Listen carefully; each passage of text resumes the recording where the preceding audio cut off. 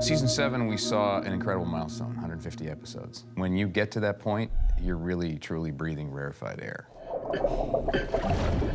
The goal, obviously, was to pick up where we left off in Season 6, which was Horatio Caine had shot and bleeding on the tarmac. When you start a season with the idea that the hero is dead, you really get to see all these colors of who the other actors are, both to themselves and to the show. It's helped in a way that it's given the writers new relationships to explore. With the actors, it's helped them being able to start new relationships with people. It just gave us that great launching point that everything was kind of redefined, and then we moved forward from there.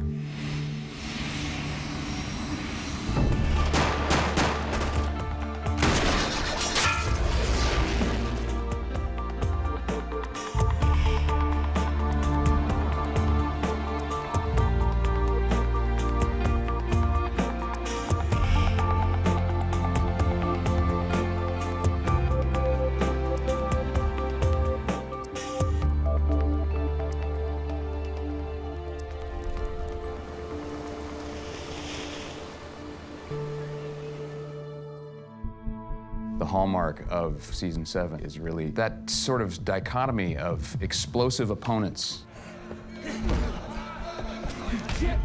and deep personal journey. This is my original birth certificate.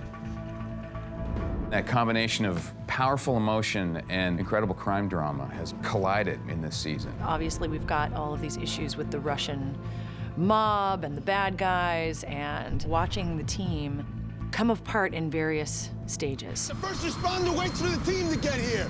His team. I'm sorry, I didn't want him lying here in his own blood on the evening news. So these are all the sort of themes of CSI Miami come into one spectacular, action-packed, rainbow flavors episode, fun pack. A fight to the death.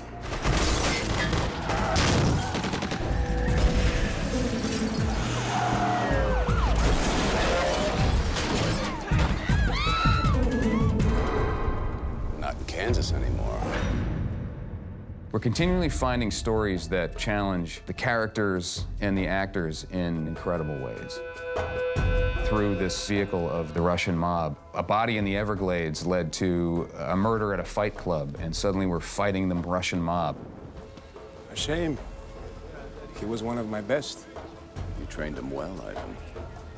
We live in a world where it's necessary to get results, Lieutenant. Well, then it turns out we share the same philosophy.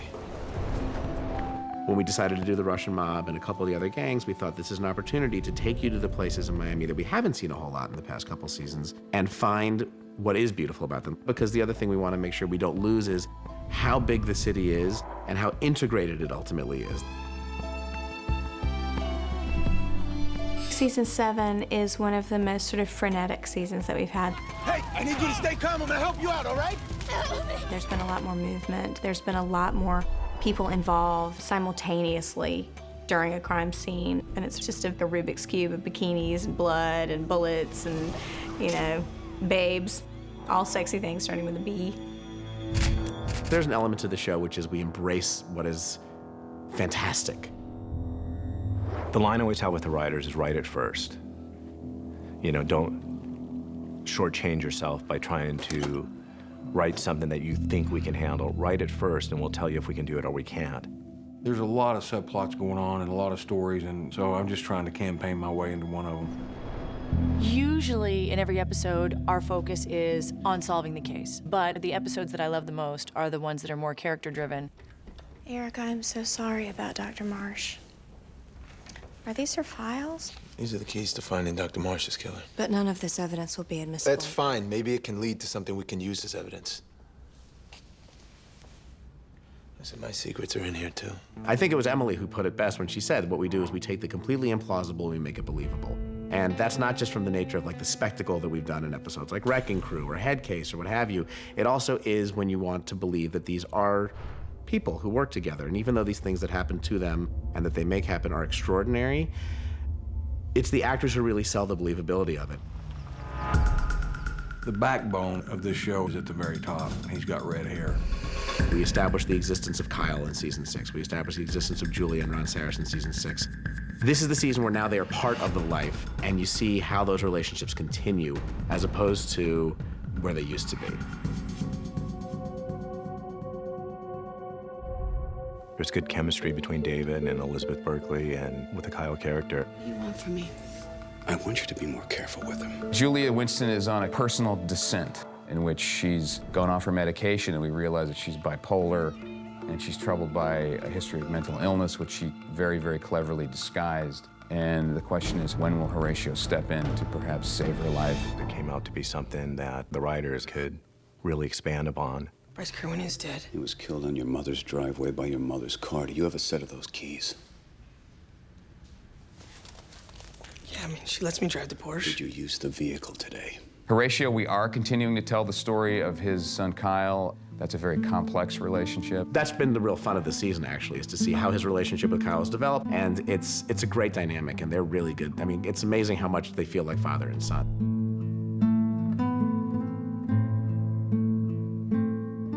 Kyle was always, you know, with foster parents and whatnot, moving from different houses to different houses and whatnot. So my character realized that, you know, my mom's got some money. She's living in Miami. She's young. She's hot. It's cool. There's gonna be a lot of fun, you know. So I wanted to, you know, like, party. And Horatio is trying to tell me, you can't always party. Life isn't about partying. So I have my mom and I have my dad, and both of their decisions matter. And I'm just somewhere stuck in between. Hello. You must be my new intern. Dad, what is she talking about? I've got a new job on the show. I'm working in the morgue now. Hey. You're gonna need these. I'm doing autopsies, and I'm working for someone who, you know, she's young and she's hot, so, I mean, I don't really mind taking orders from her. Give me a hand. He's dead. He won't mind if you just grab him and turn his head. Evan is super sweet. I mean, I don't get to work with him that often, but I love him. He's just a sweetheart. He's a great kid. A lot of great energy. He's always positive, always happy to be here. Sometimes the makeup is so good that it's kind of scary. They're good. They're good at special effects. They make the job a lot easier for me to do my acting. Who's the young lady? It's Dr. Tara Price. It's our new ME. She's a little spark plug. We miss Candy, and obviously when she came back, it was wonderful. But Megalin's brought a completely different energy to the autopsy room because she's got kind of an attitude. I haven't the foggiest idea where anything is down here. Do you? I'm afraid not. You know, performing the function of an ME, determining cause of death, time of death. Contusion from an impact injury. I'm thinking she hit her head on the desk before she went down. Everything that Candy did, that Alex Woods did for us, Tara is now doing. I've got signatures on reports from 3 different MEs, yet I'm the only one down here. There's been a bit of a problem with turnovers. Candy, obviously, when she left, had sort of realized that she had been there too long and needed to refocus on the family. We wanted to come at this with the opposite idea, which is this is someone who just wants to dive into what this work is.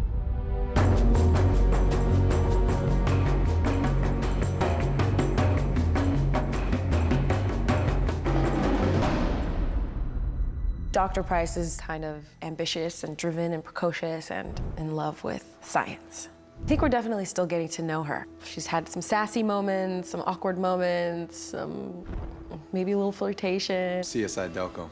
You can call me Eric.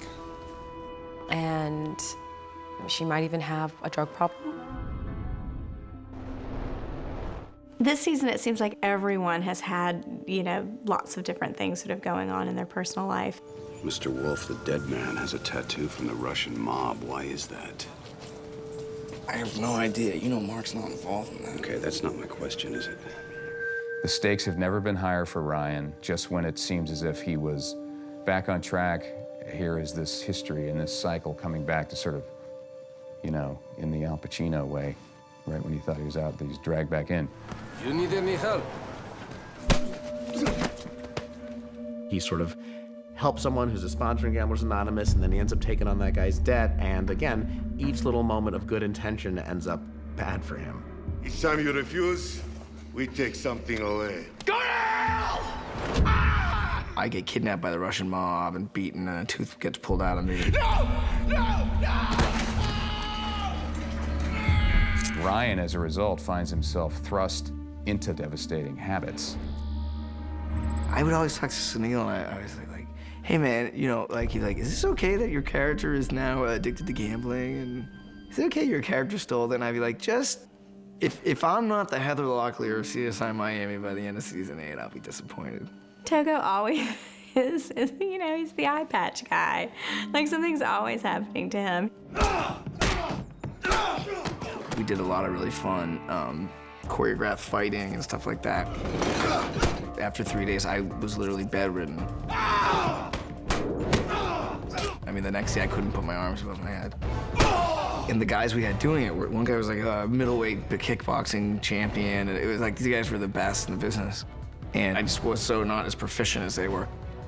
Genuinely had my butt kicked this season. You know, that's just his character. He's the scapegoat. Look, I never meant for anyone to get hurt. I mean, with school and gas, food, I was just trying to keep my head above water. Well, you're gonna like jail then, because it's got a low cost of living.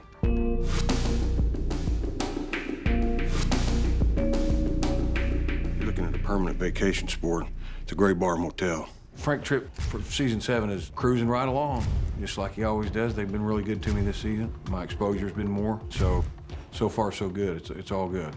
We saw him go from a detective to a sergeant, and sort of where does that take him? Does he graduate to a role that maybe have greater authority? He's been great this year because he's really sort of the mind of the audience, I think, that he's not an everyman, but he doesn't come to it from a scientific point of view. And I think like in an episode like Power Trip, where there was an officer who was getting too involved in a case, who maybe was the killer, he got to show his colors a lot because there is that blue line that we don't deal with a whole lot, and it was getting crossed. Did you kill Kathy Myers and Allison Novell too, Reggie? I'm telling y'all, y'all need to be talking to Max Puss. He's right under our nose. You know how many hours I put in trying to solve the Allison Novell case? It's about finding the right guy, Reggie. And I think like the performance he gave in that episode was incredible. And that's the kind of stuff we want to do more of, is to have him sort of be the opposition viewpoint. So what do you think? He went back to Megan's house to get his knife and ended up stabbing her with it? That's why nothing else was taken. And that's why she owns the gun. She knew she needed protection. Yeah, but that just doesn't make sense. She's got a successful business. Her friends say she loves her job. Why would she steal? Well, she's surrounded by Garrity's wealth. Maybe she thinks she deserves what he's got. I think if you ask Rex, his greatest desire, I think I said last year, was to find some female companionship.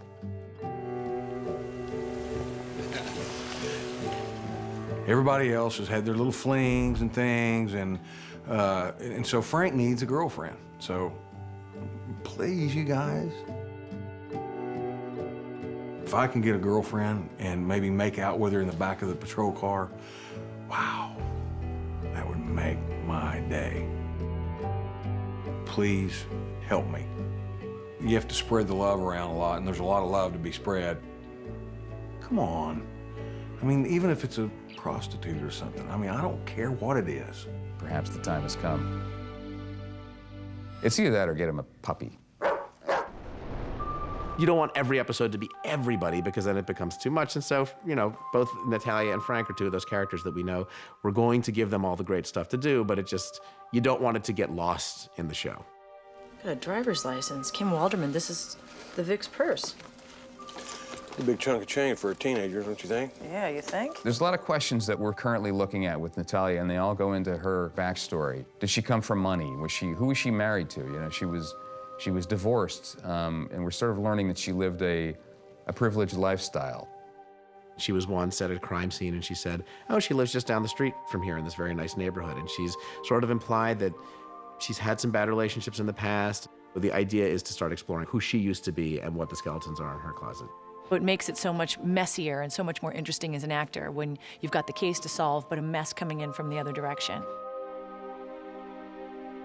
It was the episode that had to do with the immigration. Delco and I were right in the middle of a case, and immigration came in and took him off the case. The DNA evidence may not hold up. Why not? The CSI who collected it was detained by the feds. You mean? It's Delco. And I loved that we got to have this, you know, aggro fight scene with the feds who came in to take him away. Step back. Ma'am, step away. No, you step away. We're in the middle of an investigation. You're about to be taken into custody for All obstructing right, my I'll go. Eric! Just back up. I loved sort of the desperation of trying to make sure that this case didn't slip through our fingers because what he had processed was not going to be admissible in court. We got a chance to have something else come in that we could react off of rather than just, you know, the case at hand. Eva is a fantastic actress, and it's going to be great to see her sort of collide with her past.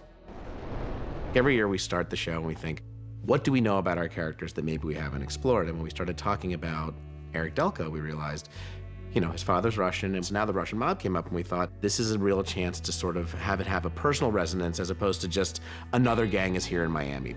A birth certificate from Cuba has your name on it. I don't like it any more than you do, but I'm your son. Delco has never met this man who he learns is his father, and his father chose a criminal path, and Delco's character chose a truer path. You know, what's the common ground there? Listen, I am Alexander Sharova. I'm Russian. You are an American citizen, and your survival is not the only thing at stake here. The really fun stuff has been getting into that aspect of the character's life, you know, delving into his family's past and, you know, who his father is and what his father was tied into and how that's coming back to haunt him now. The danger that it's putting him in. We started giving Adam these storylines. It's been really fun, and to cast these different actors to play both his mother and his father, it's got a lot of legs to it, and that really is the engine that's driving towards the end of the season in a lot of ways. Whether it's Horatio or myself or Callie dealing with something, you know, at the end of the day, we've all got each other's backs, and, you know, we're gonna be there to help each other get through everything. Why didn't you tell anybody that you moved into a motel? Does it have something to do with your family? I'm just trying to figure some things out. So as the personal relationships have developed, you know, so have the characters. I think if anything, it just continues to help the relationships grow. You realize again and again that, you know, your friends are there for you, and you know, these people that we work with and been working with in this lab for 7 years, you know, they really are our family, more so than our family is a lot of times. Did everything you could to save him, Callie. We're seeing an incredible deepening of Callie and Delco's character, and there's sort of been a sense of inevitability between them. You know, they've dealt with such trauma and such drama every week that, you know, side by side, that you sort of get the sense that perhaps they were heading in this direction, but now we're seeing it. Callie! I'm going back for the body! Stay with me. Stay with me. From our standpoint, relationships always happen within the scheme of your life. I can't imagine living my life without you. Both of our characters have, you know, had some situations that may have put life a bit more in perspective. We wanted to make their lives more complicated so that when this relationship started, it wasn't just, oh, like, what'd you do this weekend kind of stuff. He was really there for her, so she is sort of returning the favor, and then it just ends up becoming this patchwork of people who are there for each other. Because I think that's really what people want to know is, are you there for me? Callie and Delco are starting to finally get into a bit of territory that they've been treading lightly over for a long time, and so it's nice to finally dive in and start really getting into what that relationship is about and, you know, what it may or may not end up becoming. Why don't I take you home? I'll make you a traditional American dinner since you're new to our country. Yeah, that sounds good. Danger has been following me everywhere I go.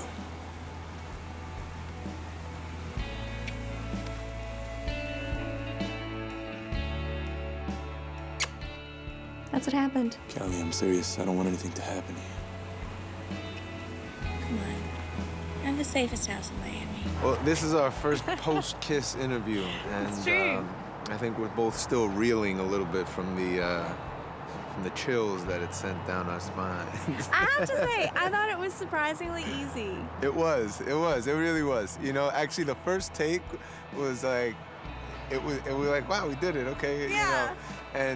And then it definitely it was even easier the second time. Yeah, I was proud of us because I thought we've known each other for so long that it was going to be super super awkward, but it wasn't. No, Very, very selfless. No, I think we'll have to continue this, you know, on downtime as well. Right? Absolutely. When we got in the trailer, we have to, you know, wait for setup. It's work, right? I mean, it's Yeah. allowed.